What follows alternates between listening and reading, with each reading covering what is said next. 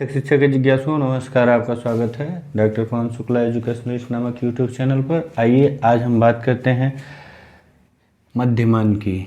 मध्यमान का मतलब आप जानते हैं, शब्द से ही जानिए, मध्य का मान। आप पिछले वीडियो में हमारे देखेंगे तो उसमें आपको ज्ञात हो गया होगा कि हम जो है आंकड़ों के संदर्भ में इस समय अध्ययन कर रहे हैं कि जो भी आंकड़े इकट्ठे किए जाते हैं, जिनके द्वारा किसी जनसंख्या के संदर्भ में सूचनाएं कलेक्ट की जाती हैं, उन सूचनाओं का जो आंकड़ों का कोई मतलब वैसे नहीं होता है। उसी तरह से अगर आंकड़ों को रख दिया जाए, उसको देखने से कोई निष्कर्ष निकलना संभव नहीं है। तो इसलिए आंकड़ों को व्यवस्थित किया जाता है। तो आंकड़ों को व्यवस्थित करने के लिए जो विधियां हैं, आप देखें कि उनका जो है सारणीयन किया जाता है, उनको ग्राफिकल रिप्रेजेंटेशन किया जाता है। अब इसके बाद आप देखेंगे कि आंकड़ों का विश्लेषण उनका कैसे किया जाता है। बिना आंकड़ों के विश्लेषण के हम किसी निष्कर्ष तक नहीं पहुंचते हैं। तो विश्लेषण के संदर्भ में बहुत सारी सांख्यिकीय विधियां, उपकरण उपलब्ध हैं। तो एक एक करके हम आगे बढ़ते हैं। तो आज का जो हमारा टॉपिक है वो मेन है मध्यमान, मध्य का मान। किसी भी आंकड़े के मध्य का मान ही मध्यमान कहलाता है। अब आंकड़े आप जानते हैं दो प्रकार का होता है आंकड़ा। एक तो होता है अव्यवस्थित आंकड़ा। अव्यवस्थित अनऑर्गेनाइज्ड आटा जो डाटा होता है, अव्यवस्थित होगा अगर, तो उसमें क्या होगा कि वो सिस्टम से नहीं होगा, वैसे ही पड़ा रहेगा। जैसे किसी भी 10 बच्चों का स्कोर आपको देना है, मान लीजिए एक उदाहरण से आप देखिए, 10 बच्चों का किसी भी एक 10 अंक के पूर्णांक वाले टेस्ट पर रिजल्ट आता है, तो एक 8 पाता है, एक 5 पाता है, एक 6 पाता है, एक 2 पाता है, एक 3 पाता है, एक 4 पाता है, एक 7 पाता है, एक 2 पाता है। कितने हुए? 3 2 5 3 7। और उसके बाद एक 6 पाता है, एक 7 पाता है, एक 9 पाता है। तो 3 2 5 2 7, तो 9 2 10 हो गए। अब कहा जाए कि इसका एक आंकड़े का क्या मतलब है, आप कुछ बताएंगे देख करके? तो इतना यहाँ आप देख के बता सकते हैं कि सबसे ज़्यादा 9 प्राप्त किया गया है बच्चों द्वारा और सबसे कम 2 प्राप्त किया गया है। ये एक सामान्य सा निष्कर्ष निकला, इसके ज़्यादा नहीं। अब आप मध्यमान का यूज करेंगे यहाँ, तो आपको पता चल जाएगा कि लगभग कितने ऐसा कोई अंक है जिसके आसपास बच्चे हैं। तो मध्य का मान औसत भी कहलाता है, एवरेज ही से कहा जाता है। तो इसको निकालने के लिए जब डाटा जो है आपका अनऑर्गेनाइज्ड होगा, तो उसका फार्मूला है m = summation of x upon n, जहाँ पर x जो है ये आंकड़ा है, उसका जोड़ है, और n जो है इनकी संख्या है। तो यहाँ m निकालने के लिए समेशन ऑफ x निकालना पड़ेगा। तो आप जोड़िए, 8 5 13 6 19 2 21 3 24 4 28 7 35 2 37 6 43 7 50 9 59। कितना आया? 59 आया। और 10 है, जोड़ देख लीजिएगा, 8 5 13 6 19 19 2 21 3 24 24 4 28 7 35 35 2 37 37 6 43 43 7 50 9 59। तो इस आंकड़े का 59 में 10 का भाग देंगे तो आप जानते हैं 5.9 आ गया। तो इसका मध्यमान कितना ज्ञात हो गया? इसका मध्यमान हो गया 5.9। सीधे से आप आए तो 5.9 एकदम आ गया। अब ये 5.9 का जो आंकड़ा है, यह आपको बताएगा कि इस पूरे आंकड़े का वह मध्यमान है, मध्य का मान है, मीन है। अब जरा दूसरे की तरफ चलते हैं। तो जो दूसरा आंकड़ा होता है उसे व्यवस्थित आंकड़ा कहा जाता है। व्यवस्थित आंकड़े की बात करेंगे। व्यवस्थित, ऑर्गेनाइज्ड, मतलब व्यवस्थित आंकड़ा आप किसे कहते हैं? जब आंकड़ों को क्लास इंटरवल में और उनकी बारंबारता के साथ व्यवस्थित किया गया होता है। तो वहाँ आंकड़ों में कैसे निकाला जाता है उसको भी देखेंगे। सूत्र जो है थोड़ा सा बदल जाएगा। व्यवस्थित आंकड़ों के संदर्भ में जब आपके आंकड़े व्यवस्थित होंगे, तो वहाँ जो निकालना होगा आपको इसका, तो यम जो यहाँ निकले हैं, यम = आप निकाले थे इसे summation of x upon n था, तो यहाँ f हो जाएगा। Summation of f(x) upon n एक सिंपल वे में, एक सिंपल सूत्र है ये, जहाँ पर m मध्यमान है, f जो है ये बारंबारताओं का योग है, x जो है वर्गांतर के मध्य बिंदुओं का है प्रकट कर रहा है, प्राप्तांक है, वर्गांतर के मध्य बिंदु है, और उसके बाद n क्या है, उसकी बारंबारताओं का योग है। यह बारंबारताओं का योग है का मतलब जो बारंबारताएं मतलब उसकी जितनी ही आवृत्तियां हैं।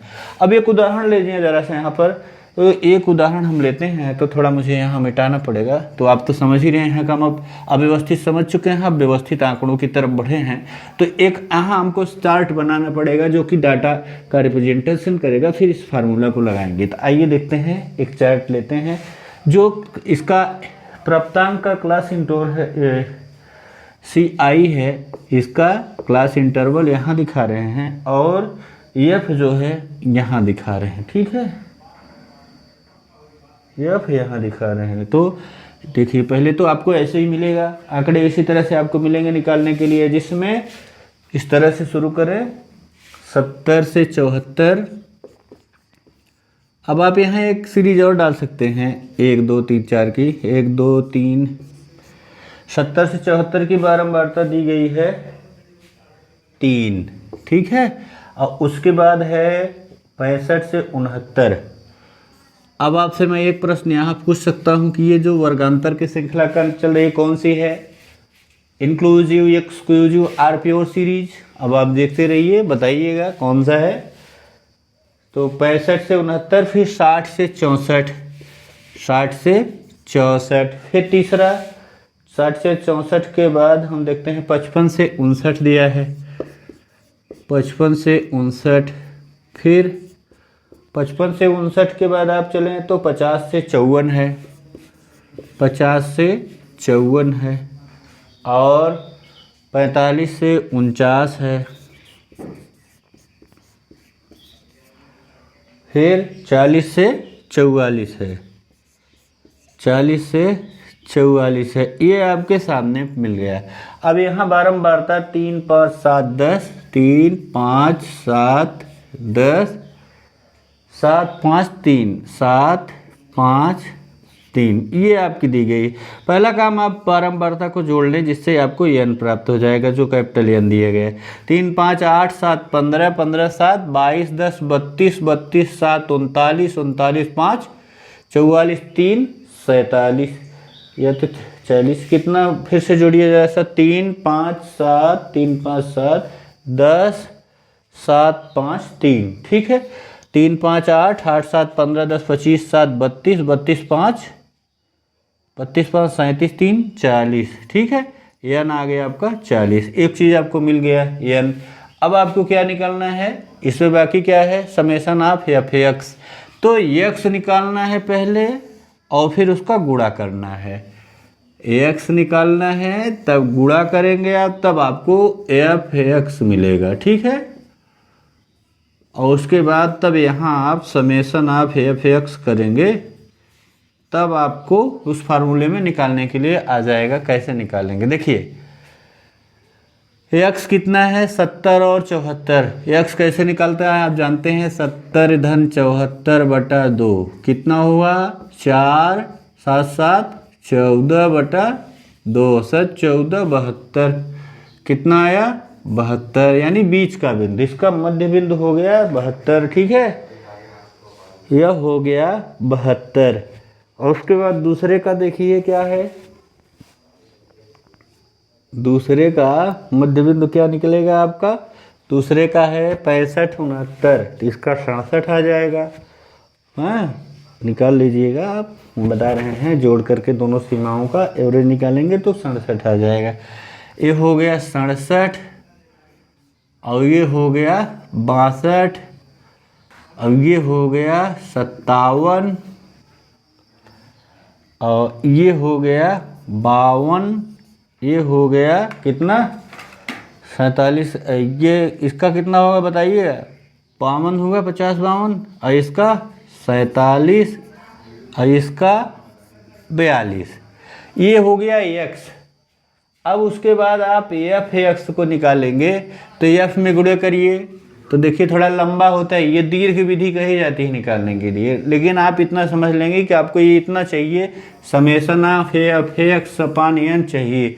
उसके बाद आप ऑटोमेटिक निकाल ले जाएंगे। अब आपको क्या चाहिए, आपको चाहिए अब f into x, F into x, F का एक्स में गुणा करना है। 3 दूनी 6, 3 सत्ते 21 आ गया। 5 7 35, इसको जोड़ना पड़ेगा, इसको जोड़ना पड़ेगा आपको टोटल को। 5 7 35 हो गया और 5 6 30 3 33, 5 6 30 3 33, 5 7 35, 5 6 30 3 33। टोटल जितना लिख रहे हैं एक एक करके सबको जोड़ना है, आपको याद रखिएगा। लास्ट में जोड़ने पर ही समेशन ऑफ एक्स एक्स आएगा। 7 दूनी 14 और 7 छंग 42, 1 43, ये आ गया आपका 434। 10 का गुणा करेंगे तो 570 हो गया, ठीक है। और 7 का गुणा करेंगे, 7 दूनी 14, 7 पचे 35, 1 ये 36 हो गया। 5 7 35, फिर 5 चौक 20 3 23, 5 7 35, 5 चौक 20 3 23, 3 दूनी 6, 3 चौक 12। अब देखिए इतना जो आपको आंकड़ा प्राप्त हुआ है, इस 216, 335, 434, 570, 364, 235 और 126, इसका जोड़ शायद 2280 आना चाहिए। इसको जोड़ेंगे तो 2280 आएगा, ठीक है। आप जोड़ करके देख लीजिएगा। अब यही आपको मिल गया है। 2 चीज़ें आपको वहाँ चाहिए थी, समेशन ऑफ एफ एक्स और एन। दीर्घ विधि है लेकिन आप समझ जाएंगे तो इससे मध्यमान हमेशा निकाल लेंगे। ये फार्मूला याद रखना चाहिए, summation of F into X upon capital N. जहाँ एफ है, एफ आप बारंबारता है ये, और इसका गुणा करना है, इसको गुणा करके फिर जोड़ देना है। कैपिटल एन में जो फ्रीक्वेंसी का योग है उसमें भाग दे देना है। अब आप यहाँ लिखेंगे समेशन ऑफ एफ एक्स, यानी हो गया बराबर 2280 भागे एन। अरे सॉरी, एन लिखने की क्या जरूरत है, 40 यहाँ आपको सूत्र में पता ही है। तो 40 में आप इसको सिंपली भाग दे सकते हैं, 0 0 से कट गया और इसका उत्तर आपको कितना मिला, 57। कितना प्राप्त हुआ, 57। भाग ले देखिए, 4 पच्चे 20, 4 से 28 आ गया 57। ये आपका आंसर है मध्यमान का, जो कि व्यवस्थित आंकड़ों के लिए निकाला गया है। ये मध्यमान है आपका व्यवस्थित आंकड़ों से निकालने के लिए। अब यह दीर्घ विधि है। अब इसी उदाहरण पर हम आपको कल्पित माध्य से भी मध्यमान निकालने की बात करते हैं। अगर निकालें, इसी से निकालते हैं। चलिए अगले वीडियो में हम आपको कल्पित माध्य बात करेंगे। अभी यहीं पर रोकते हैं इस वीडियो को, आगे चलते हैं। तब तक आप चैनल लाइक शेयर सब्सक्राइब अवश्य कर लीजिएगा। कमेंट में आइए। धन्यवाद, नमस्कार।